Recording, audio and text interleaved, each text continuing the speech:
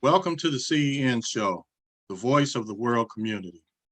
The Community Education Network.com, the podcast Conscious Corner, and this show are platforms to aid the effort of self and collective improvement. I am your host, Rasaki Mascani. The guest for this evening is Harold Welton. The topic is Ruchell, Cinque, Magee.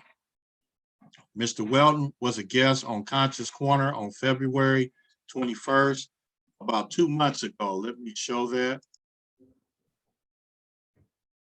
Go to that 1 second here. Here it is. There it is. Hey, this is the show that Mr. Welton was on, and it was on Conscious Corner with Professor Amin Ra and Joe Hembrick. And it's an excellent show. It's on YouTube and the website. The audio is on the website, right? Right. Okay, so now, Mr. Welton, welcome back. It's good to see you. How are you? Please tell us some things about yourself and begin your presentation. Well, I'm glad to be on the show. Thank you very much. Quick background, I grew up in Los Angeles. In my teens, I became a member of Los Angeles chapter of the Student Nonviolent Coordinating Committee, SNCC. Later, East Los Angeles College Black Student Union, Southern California chapter Black Panther Party. And after the martyrdom of George Jackson, I became part of an organization called the Jonathan Jackson Educational Cadre, which was born in what is called the Avalon Garden Projects. And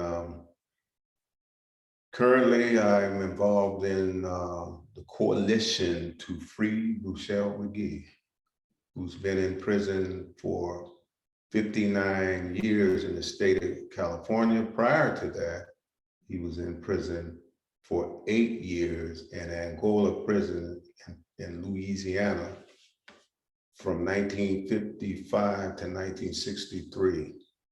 He was captured in 1955, August, at the little after Emmett Till was mutilated and murdered for allegedly whistling at a white woman. Ruchell Mcgee was captured for alleged attempted rape of a 23-year-old white woman in Franklinton, Louisiana.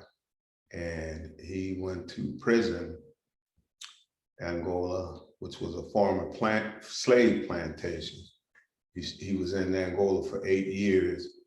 He was released to California, and when he got to California, he was arrested for allegedly robbing a dope dealer, if you will, and alleged kidnap over a $10 bag of weed, and he ended up in the California prison system. And so,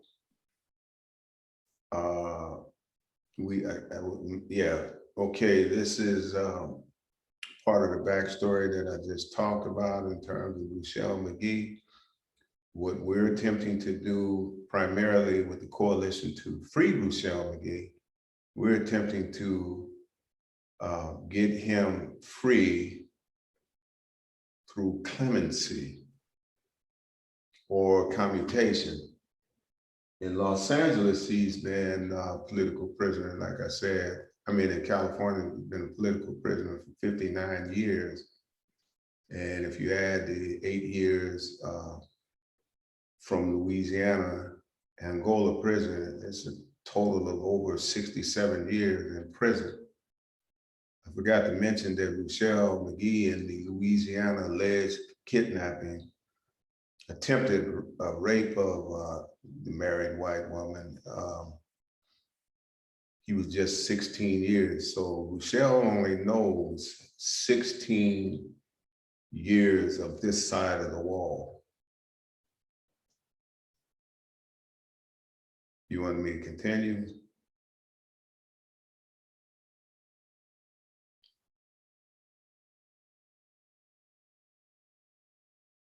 Okay, I'll continue. Yes, you could tell us more about it, and then we could share the petition when you're ready for that.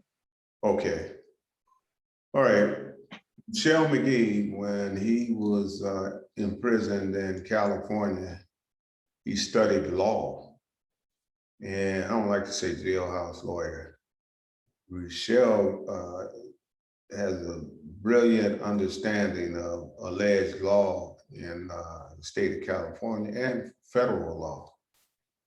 Michelle has attempted to do petitions, writs of habeas corpus, to not only overturn or get a hearing for the 1963 Los Angeles conviction, but he's also been trying to get a petition writ habeas corpus for the August 7th, 1970 slave revolt in Marin County, California.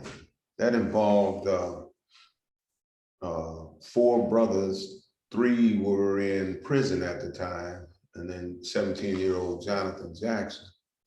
Michelle was one of the 3 or 4 of the prisoners. So Jonathan went in the courtroom and told prisoners that were on trial at that time, August 7, 1970, for allegedly assaulting the San Quentin guard.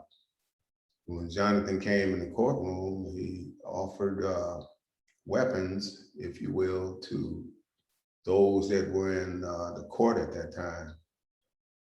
4 of them, 3 of them took weapons, and they proceeded with the negotiation tools, if you will, to get what were called the Soledad brothers free.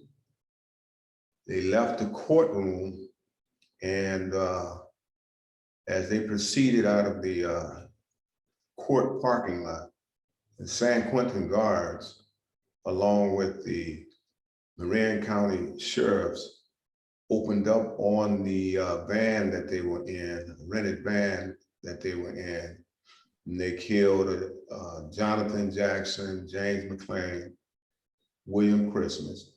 William Christmas and James McClain were prisoners in San Quentin.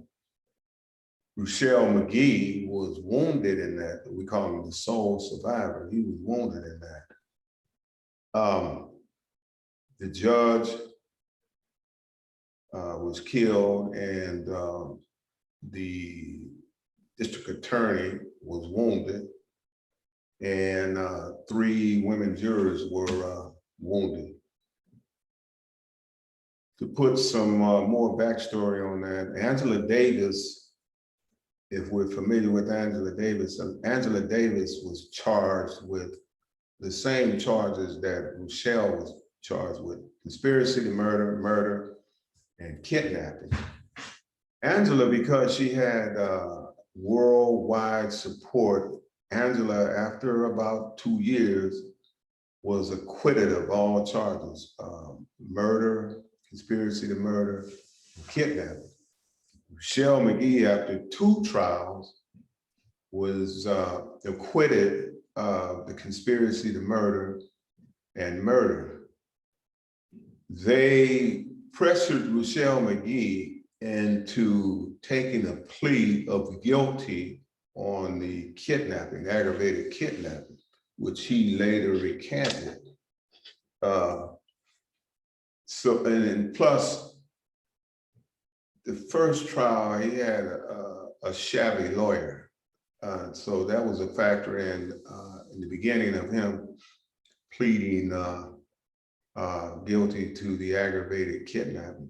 Mind you, the fact that he was acquitted of the murder and conspiracy to murder of the judge.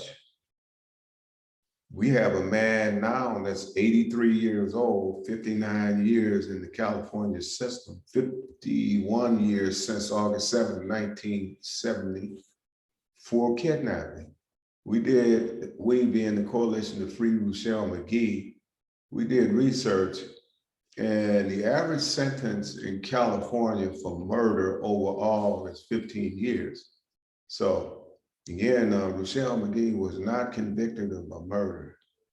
I'll give you another backstory on the guards and what they did as far as their no escape policy, just killing everybody.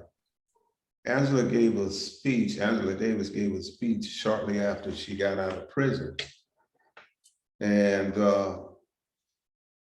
she talked about when San Quentin guard was called to the witness stand to testify.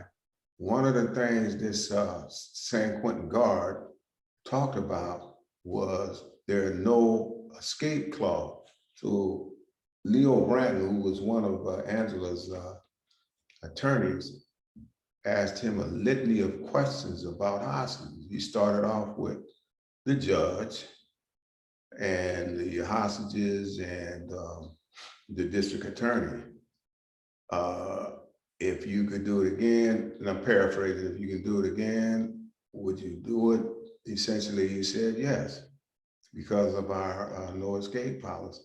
So Leo Branton asked him another question around this. He started multiplying the amount of judges, DAs, and hostages. He eventually got to the point where he added children as hostages. And I think this guard's name was Sergeant Mooney. Sergeant Mooney said, when Leo Branton asked him, would the no escape policy be in effect?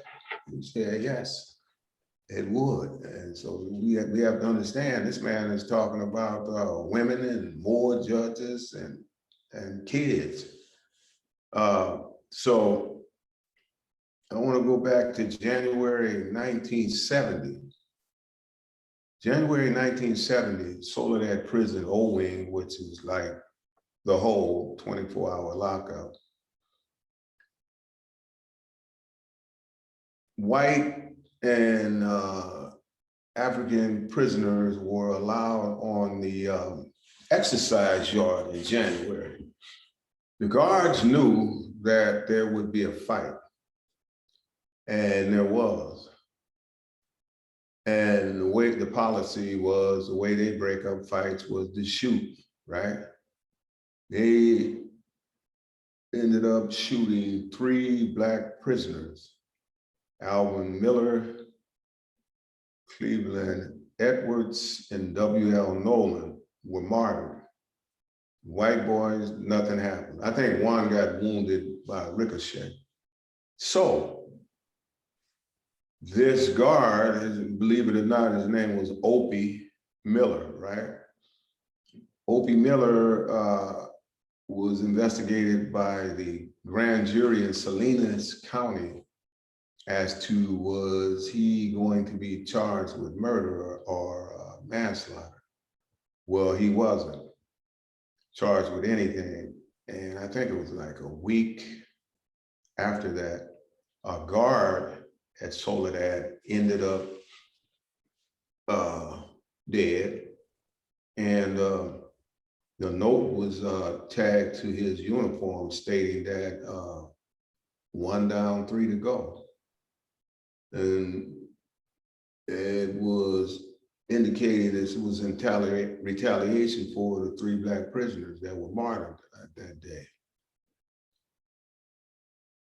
The grand jury of Salinas handed down indictments about a week and a half later, possibly 2, and they charged George Jackson, Frida Drumgo, and James John Cluchette, with the murder of the guard. To show you how they were operating, they said in terms of George Jackson, they said he's the only one that could have done it. And out of that, a movement developed. It was called Free the Soledad Brothers. This is where Angela Davis comes in. Angela Davis was one of the organizers of the Free the Soledad Brothers. And the Soledad Brothers case got national and international attention in addition to what was called at the time the New Prison Movement. We move into, after August 7th, 1970, the August 7th slave revolt. We move to August 21st, 1971. George Jackson, the author of 2 books, Soledad Letters and Blood Mine, George Jackson had a visit from his lawyer and some mysterious woman that no one has been able to find since then. In this visit, George spoke to his lawyer, and after he left the visit, mind you, he was chained feet and hands, allegedly while on the way back, guarded by 2 San Quentin guards. He allegedly pulled a gun. The first lie was he pulled a gun out of his Afro wig he smuggled in, right? The most watched prisoner in California at the time. And it was a big story back then, right? So a group, I forgot the group that did it, they did a demonstration of George chained, being guarded by 2 San Quentin guards with a gun, a 9mm under his natural. That didn't work. So the San Quentin warden and guards and so-called investigators came up with a new theory. The new theory was he hid a 9mm in his natural, his fro. And when he got to the reception area of the adjustment center, the hole, he allegedly, now remember he's chained, right? He allegedly got back to the entrance reception area of the adjustment center and pulled the gun out of his hair and allegedly started shooting, right? And in between that,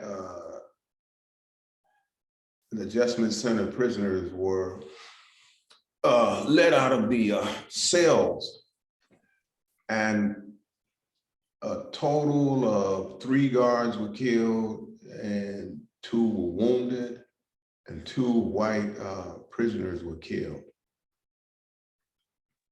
Out of that, we had what was called the San Quentin Six, and that was the scapegoat for George allegedly attempting to escape prison. So again, we have Ruchell Mcgee, and we say it's political, and it really is. It's a political case because all we're looking at is so-called kidnapping. And again, 59 years later, he's still in prison. And that's Ruchell Mcgee. One of the things we have in the coalition is we're asking people to sign the petition at freeruchellmcgeechange.org. As you see right now, we have over 33,000 signatures. We want people to sign this petition. In addition, if we can go to our website. Okay. Sorry, man. That's the young brother I wanted to speak. But anyway, this is our website, and we're calling for several things. We're calling for petitions. If you can click on sign the petition. All right, scroll down. All right, this particular petition right here is going to the governor's office. And then we have another petition that we're asking people to sign for letters template. We have a template letter. And we're asking people to sign it. If we can click them, yeah, let's see if it comes up. There it is, that's the template right there. And we also have been negotiating with the governor of California for commutation and clemency. But in addition, we're asking for funds, donations. We have a donation page. If you scroll down, I think it's towards the end. Oh, okay, you have to come out of that part of it. We've been negotiating with lawyers right now to assist us in either commutation, clemency, or a new law that's called 1170D, 1178, where people who are a certain age or juveniles with juveniles, people in prison with juvenile strikes or enhancements, we're trying to go that route. But all of this depends on Ruchell giving us permission to bring him a lawyer in on the case. All right, I think it's this one right here where it says, right, Governor Gavin Newsom, if you can click on that. Yeah, that's it. Okay, so that's that part is where we are sending in letters to the governor's office. One of the challenges we face with the governor staff, and we're being pragmatic. One of the challenges we face with this staff is they told us, well, you know, okay, you have an 83-year-old man, right? We believe that Ruchell may be on a walker at this time. And one of the challenges that we have with that is the governor's staff said, well, we're going to have to consider his potential for violence, right? This man has been in 51 years since August 7, 1970, and he has no violence on his records, no incidents of being involved in any violence. So again, we go back to it's political. It's political in nature. We have studied that folks have gotten out of prison as recent as maybe 5 years in for kidnapping, and they're out. But this case, in addition to the judge who was killed by the guards, and the political nature of the case is political in the sense of us not being able to get our brother out. So we're trying to get build this mass movement. We've been on different interviews. We have a billboard. Black Lives Matter donated the money. We have a billboard on near Overhill and Slauson. If you go west, viewers, brothers, if you go west on Slauson, right across the street from the 7-Eleven, on the left side, if you're going west, you see our billboard of Ruchell Mcgee. It says, call Governor Newsom for clemency for Ruchell Mcgee. We've had banner drops where we have banners, these 2 banners that are 6 feet by 20. And we go to different overpass, with the banners hanging over the old overpass. And that's been very effective. When we do that, we have cars stopping on the freeway, taking pictures. We had a webinar, these different things that we're doing. We had a webinar, although we called it a virtual rally, 3 days after Ruchell's 83rd birthday, March 17th, was his birthday. March 19th, we had a webinar We had Angela Davis, and I believe this was Angela Davis's first time in years coming out in support of Ruchell Mcgee and his release. We had Melina Abdullah of Black Lives Matter. We had a former political prisoner, Jalil Mutakin. He was in prison for 43 years. He was on the virtual rally. And we had Jonathan Jackson's son, who's now 50 years old. He was on the webinar. And there it is, that's it. That's clemency for Ruchell Mcgee. And we have a lot of other things that we're planning in terms of building this movement. We're getting a lot of support from a lot of different organizations. If you can, could you go back to our website? I wanted to see if we can get to the different organizations that have supported us. We've been trying to get some of these politicians in LA, Southern California to support us, but none have gotten back to us. We got some good news this week. I can't remember the name, I blanked on the name, Rutgers University. They're getting ready to do a political action to free Ruchell Mcgee. And they have access to media and support. So we're happy about that. And so if we can go to where it says endorse the campaign, that should bring up the list of organizations that are supporting us. It's at the very top. You see, if we can click on endorse, yeah, that should bring us. Okay, these are different organizations. We got Angela Davis, Chairman Fred Hampton Jr., Jalil, Harold Taylor, Hank Jones, Bato, Dr. Malnez, and Sundiata Tate, David Yap. They were San Quentin Six members.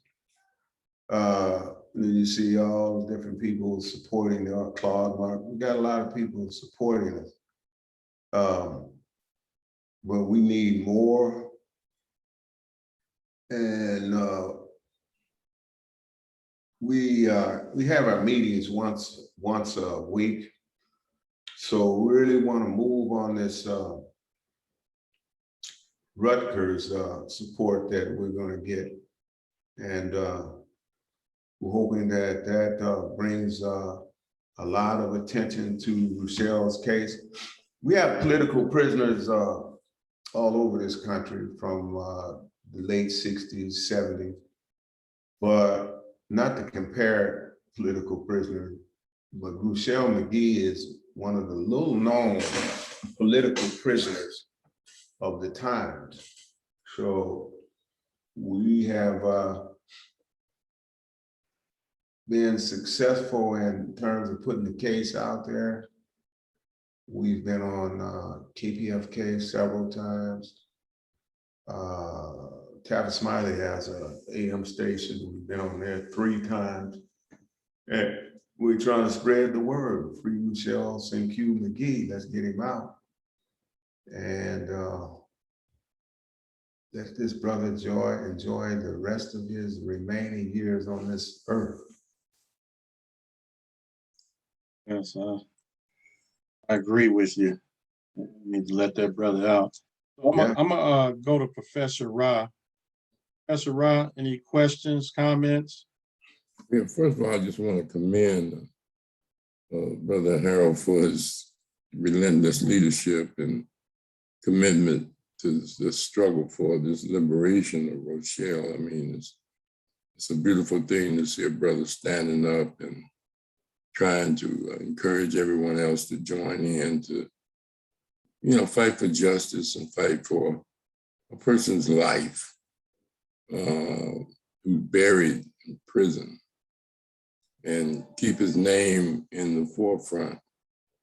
And hopefully that will stimulate people and for him to educate himself with all the details that he discussed about the issues and about the challenges and about the personalities. And I mean, it's just commendable for the work that he's doing.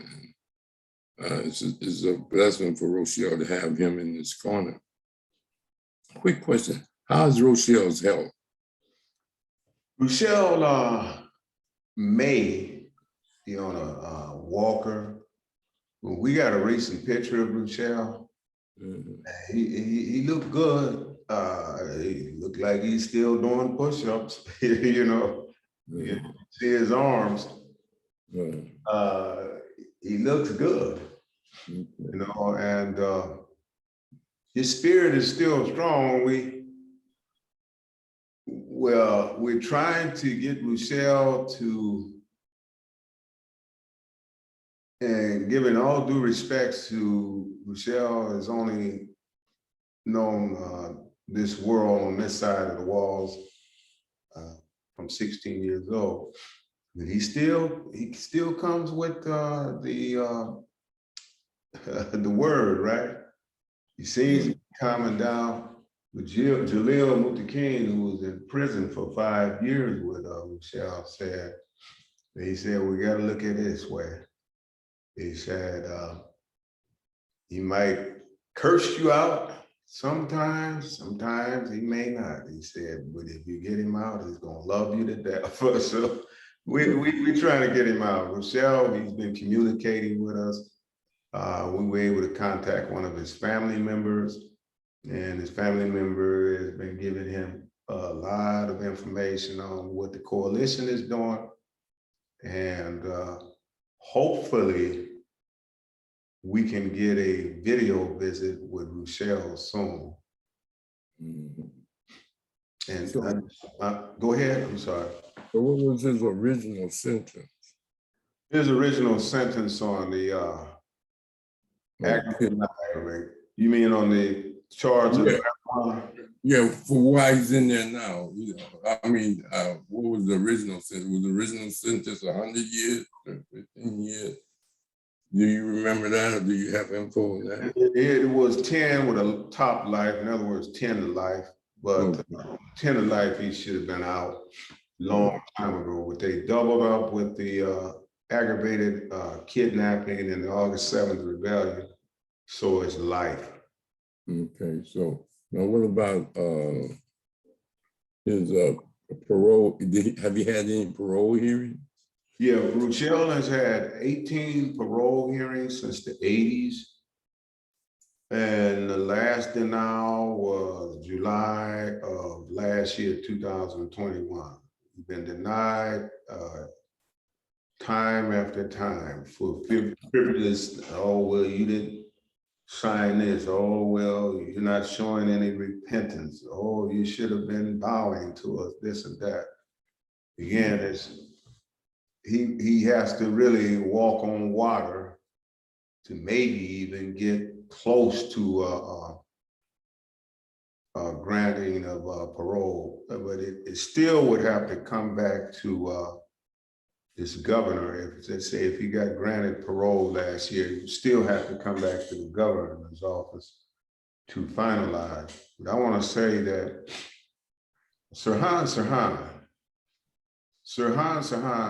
the man that allegedly killed Robert Kennedy, he was granted parole in San Diego last year. And you think about, not that I'm pushing the Kennedys, but you think about the magnitude of that. You know, this is Senator Kennedy.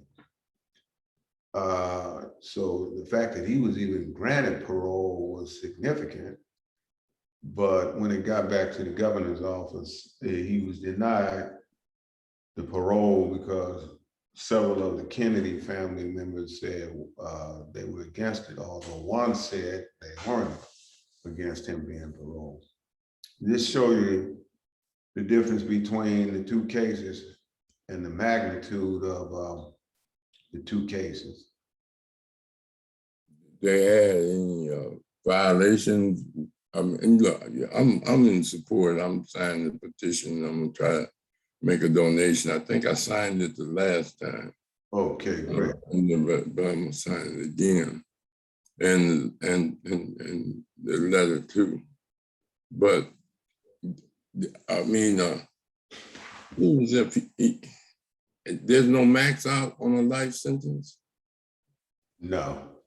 Did you say the max out? Yeah, I mean, you know. No, he got straight life because they doubled up on the original kidnapping and this kidnapping. Let me say this on the original kidnapping. One, we're talking about 1963, not that much has changed. Los Angeles, it doesn't matter. Ruchell was beaten when he was arrested. Undoubtedly, the Los Angeles Police Department saw that parole from Louisiana, white woman, attempted rape. We see that that's probably the reason that Ruchell got that 10 with the top life charge and beaten at that time. And I forgot to add, I think I talked about it last time. Cinque and Tume from Senegal, early 1800s, commandeered or took over a slave ship, right? They were able to, I don't like to use the word slave, but anyway, our brothers were able to maneuver to the island of Cuba, where they were captured by US pirates, right? And brought to this place. They went through different hearings, levels of hearings, all the way up to the Supreme Court. Believe it or not, the Supreme Court of the 1800s granted them release on the fact that, yeah, they rebelled and they had a right to rebel, which was like, if you look at that time, we look at that time, that was like, what? So Ruchell, who calls himself Cinque as well, he based his case August 7th on the fact that he was illegally convicted in 1963 in Los Angeles. And he has all the details of why, the type of representation he had, the atmosphere of the judge in the first trial and the second trial. So when and you think about it, when Ruchell saw Jonathan coming in the courtroom and Jonathan made that offer, Ruchell was like, probably, yeah, I want to get out of here. But Ruchell always talks about, originally they wanted to go to a radio station in near San Francisco and talk about their case. Again, they did not kill anyone. The guards killed everyone and wounded Ruchell. Mm-hmm. Yeah, you know, and you know, we have a number of political prisoners going all the way back to Nelson. Well, Europeans holding black people as political prisoners. Nelson Mandela, Jajaga, Geronimo Pratt. You also had Mumia Abdul,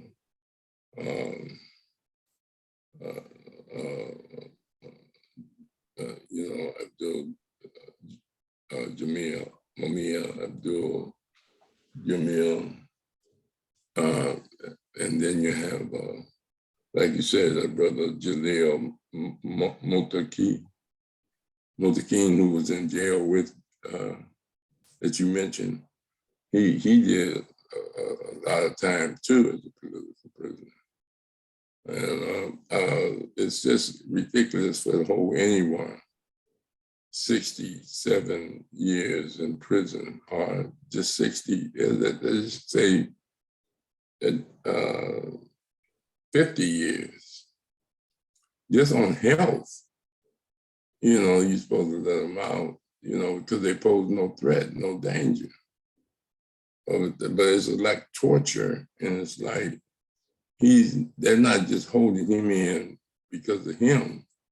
They're holding the whole Black community in. And we got to get the people to see that this is an attack on the community as a whole.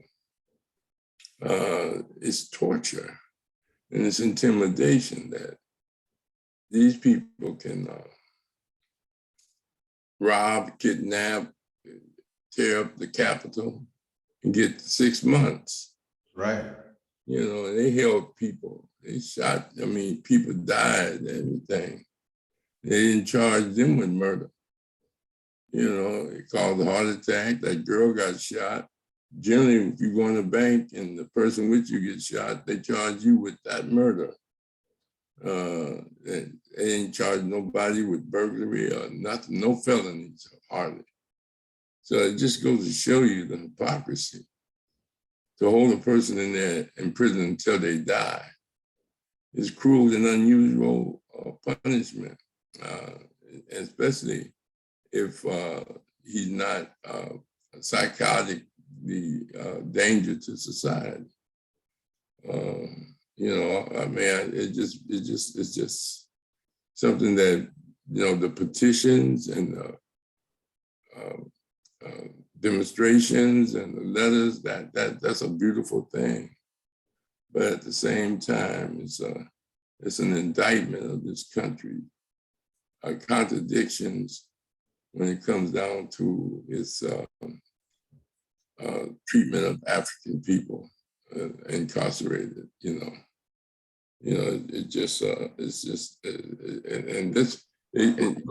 got to be presented in a way in which more people identify with Ruchell as an uncle, as a grandfather, as a great-grandfather, and as a person that represents a Black community as a whole, and to get the movement moving on a higher level.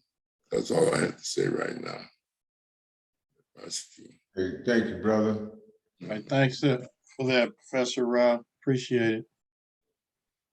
Okay. I just put a picture of the latest picture we have on Ruchell in the chat box. Save it. Let me see. I don't know if you can see it. I may be able to. I need to check. Okay.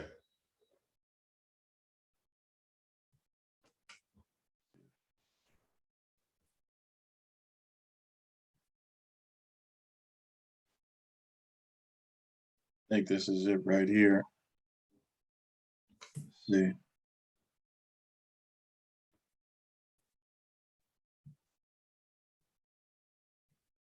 Okay, yeah, I got it. All right. I'm gonna share it. Okay. Here we go. Okay, that's Ruchell, and as I said, look like brothers doing something with his arms. He look like he's standing fast. Yeah. Yeah. Look like you're in pretty good shape. Yeah. Appreciate that. Where is he at right now? He's in Vacaville. Okay. So yeah, that's a real good thing that you bringing us this information so we could, rally more people to help out with the situation, because it's ridiculous to have that brother sitting in that jail that long. That's right. Yeah. So is there anything else you want to share before we leave this evening? Call the governor. Can you raise up that number? Well, let me see if I can. It's right here on that billboard, right? Yeah. Uh-huh. There it is. Yeah, there it is. 916-445-2841. Monday through Friday, 9 to 5 p.m. Excellent. All right. Thank you. Thank you, good brothers. Appreciate it. Appreciate you. So, Professor Rod, any last words? And just, we got to get to the college circuit. And, they were out during COVID. But some of the Black student unions and Pan-African student unions in the Cal State and UC system, try to get them to start hosting speakers about political prisoners, focusing on Ruchell, and they can get money from the ASB to pay and for the speakers to come. I mean, that's what we used to do. We don't have that network like we used to, but if you can just, there's a Black Student Alliance. I don't know, I'm trying to get some of them people. If I get some names, I'll get them to you. I got the number. Okay. And have them call you and see if they'll, go get some ASB money, and even the community colleges should pay for speaker fees. They can get between $1,500, $2,500 for a speaker. They should. I mean, they got people coming there speaking and getting more than that, talking about nonsense, talking about climate change, talking about all kind of other stuff. All right. Okay. All right. Okay. Well, I appreciate you coming on, Mr. Welton. Really do. I see. And we definitely want to have you back again. So I'll be in contact. And thank Professor Rod for your input also.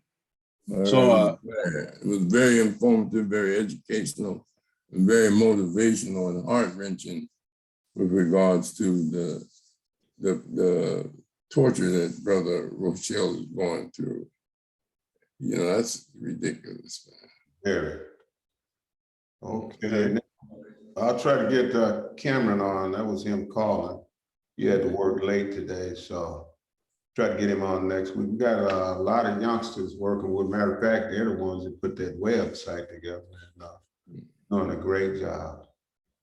okay, well, we can discuss how to get him on here. Okay. So next week's guest is Catalina Nicole. She's a colleague of mine. We worked together a few years teaching, and the topic is mining your business. So we're going to be talking about her business that she has. So that should be very interesting. And Mr. Welton, you're welcome anytime to come on and participate. It's open to the public. So Okay. all right. So I'm gonna go ahead and sign off. Conscious Corner, and each one teach one. Have a good evening. All right. Yeah.